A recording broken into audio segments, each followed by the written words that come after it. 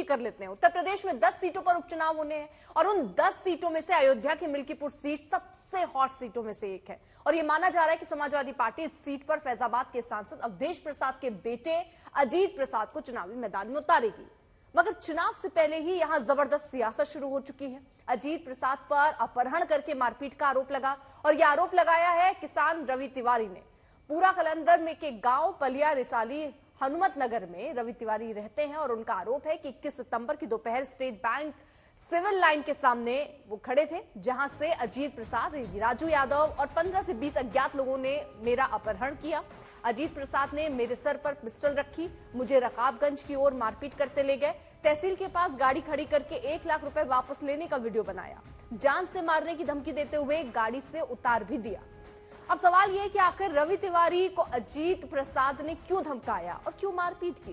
तो आपको बता दें कि पूरा मामला जमीन विवाद से जुड़ा हुआ है। दरअसल अकबरा में रहने वाले शीतला प्रसाद नाम के एक शख्स अपनी जमीन बेचना चाहते थे, जिसे रवि तिवारी खरीद रहे थे। उन्होंने बकायदा 1 लाख रुपए शीतला प्रसाद को दे भी दिया, मगर शीतला प्रसाद ने वो जमीन अजीत प्रसाद और लाल बहादुर नाम के शख्स को बेनामा कर दिया।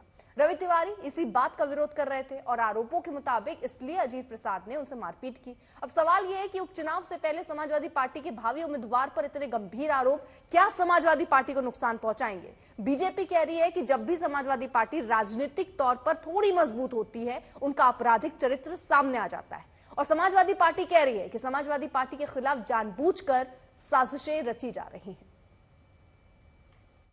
जब जब समाजवादी पार्टी और अखिलेश यादव की ताकत बढ़ती है राजनीतिक रूप से, तब तब उनका मूल चरित्र सामने आ जाता है, जो अपराध और बलात्कार का है।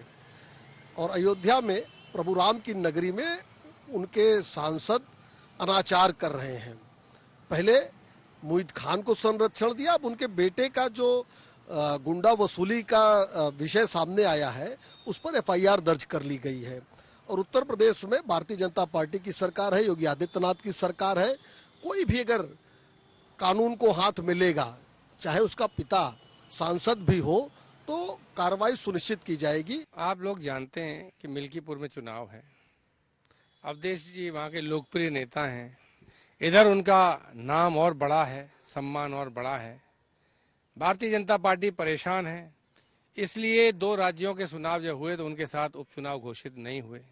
सीटें रिक्त थी, फिर भी नहीं हुए। मुख्यमंत्री के एक सलाहकार, पूर्व आईएएस, पूरी ताकत के साथ पुलिस प्रशासन और वहाँ की मैपिंग करके लोगों को किसको मनाना है, किसको डराना है, किसको धमकाना है की प्रक्रिया में काम कर रहे हैं। इससे पहले भी हमने ये बात का खुलासा कई चैनलों पे किया था कि कौन कर्मचारी रहेगा, कौन नहीं रहेगा, किसको मुकदमे में फंसा सकते हैं, ये सब चीज़ हो रही है। तो मेरा मानना है कि इसकी जांच होनी चाहिए थी।